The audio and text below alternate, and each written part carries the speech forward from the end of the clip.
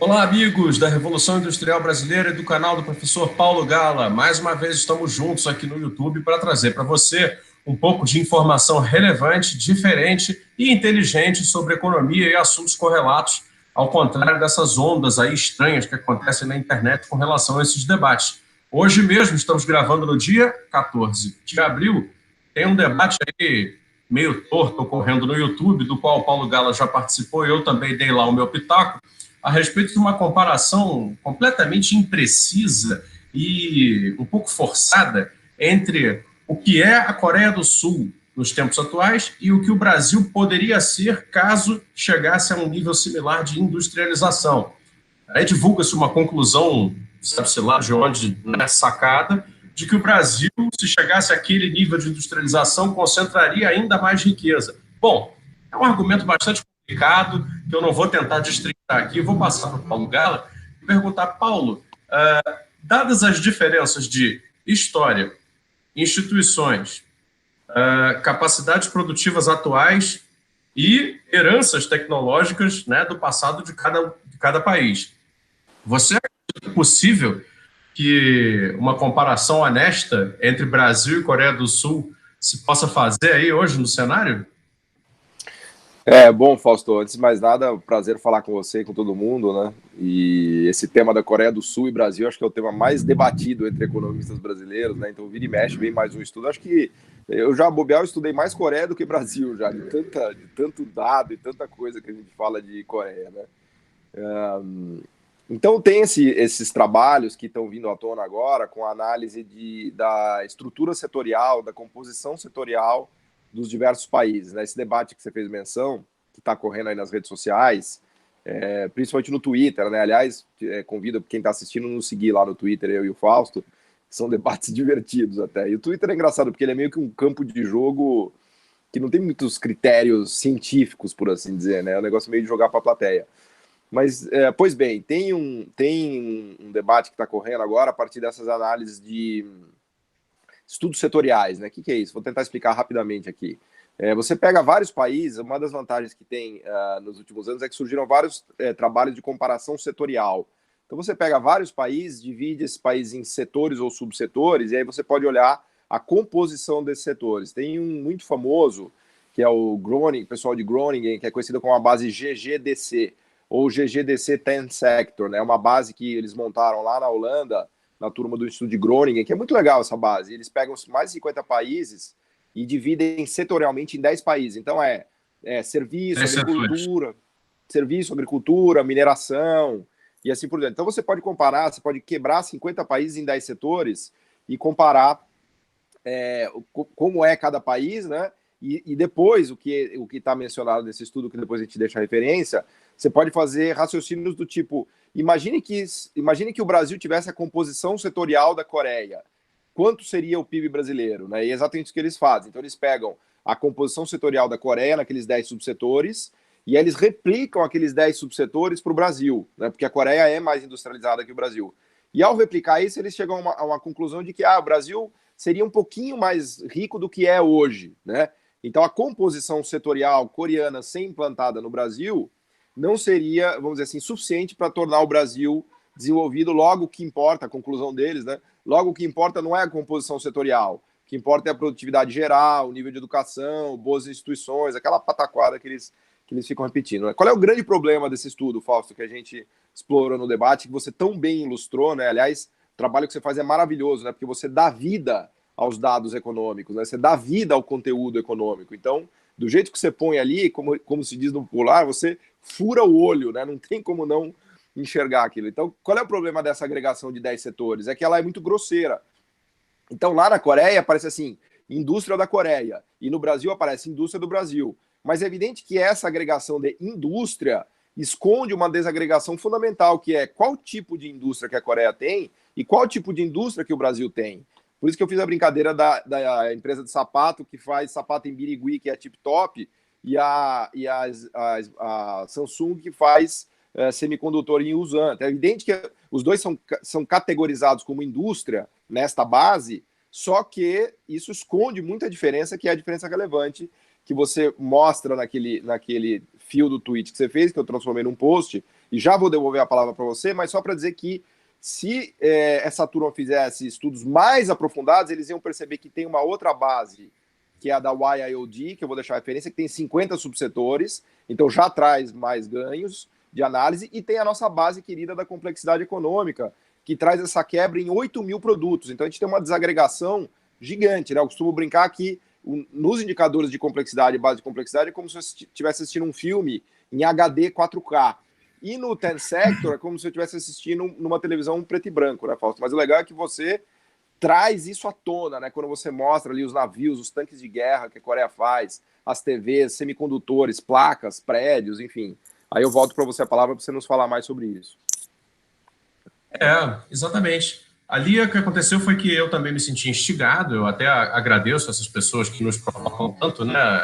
Me senti instigado, como não economista, mas como jornalista industrial, que participa desse setor há tantos anos e conhece tanta gente aí dentro de vários setores industriais, semi-industriais, não industriais, correlatos às indústrias.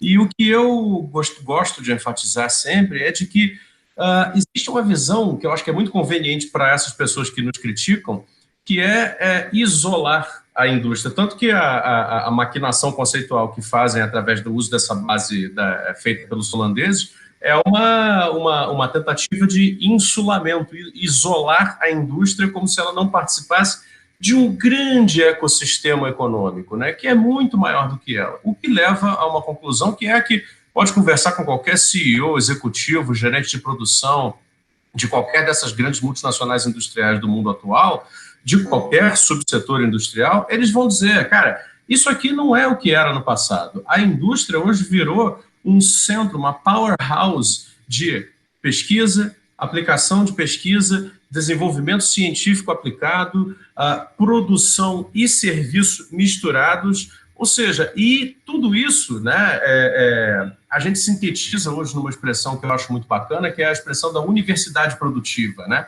São grandes centros experimentais, entendeu, de produção de coisas, mas também do além coisa. Então são enormes projetos, enormes modelagens de customização, novas modelagens de negócio. Você visita hoje, você passa 3 meses dentro do cotidiano de uma grande empresa industrial que antes era vista apenas como uma fábrica, uma fabricante, né? Ou seja, da porta para fora, ela coloca a sua mercadoria à venda e acabou o trabalho dela. Você hoje passa 3 meses dentro de uma empresa dessa e você vai ter um diagnóstico muito claro sobre as inter-relações disso tudo. Então, vou ficar aqui num exemplo único para não ficar só na questão coreana.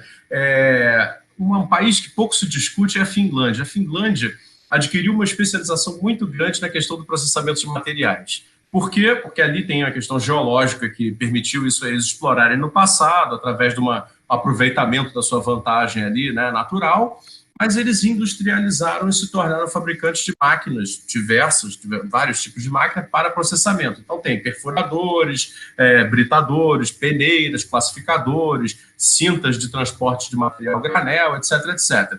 Então isso foi, vamos dizer assim, a terceira geração ali do desenvolvimento finlandês. Já hoje, eles se colocam globalmente como provedores de soluções integrais para a mineração pétrea, né, do mundo inteiro. Agora, à medida em que eles fazem os contratos, né, de soluções integrais de mineração pétrea, por exemplo, como o Brasil, com a América Latina inteira, ou na África, ou na Ásia, eles fazem, obviamente, a venda dos pacotes de produtos e serviços que eles fazem, né? E depois da venda dos pacotes de produtos e serviços, fazem também a venda de peças de reposição, originais, produtos acessórios. Ou seja, como eu sempre tento enfatizar, indústria no mundo contemporâneo não é uma fábrica, um produto, ou uma fábrica, 2 produtos.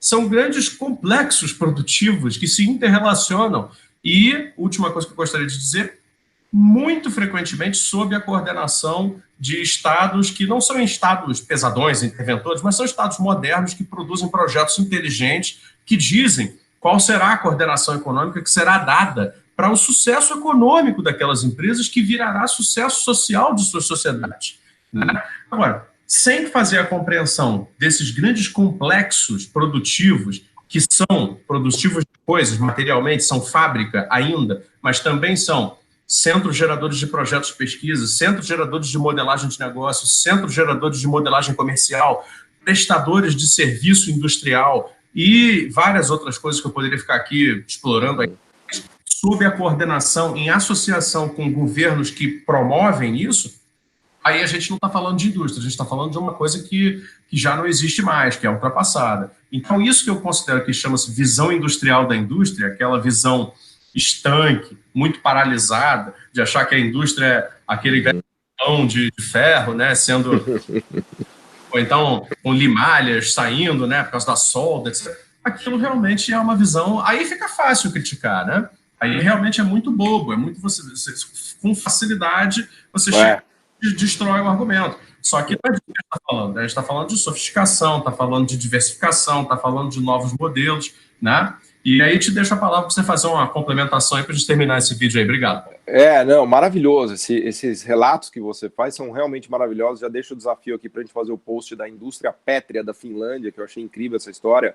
Eu conheci a excelência dos finlandeses no 5G, na Nokia, em equipamentos de telecom, né? E inclusive a história deles é fascinante sobre a industrialização por conta das reparações de guerra que eles tiveram que pagar para a União Soviética, né? Mas enfim, fica aqui o desafio para a gente fazer um post simples, se você puder me dar essas informações que você conhece melhor do que ninguém.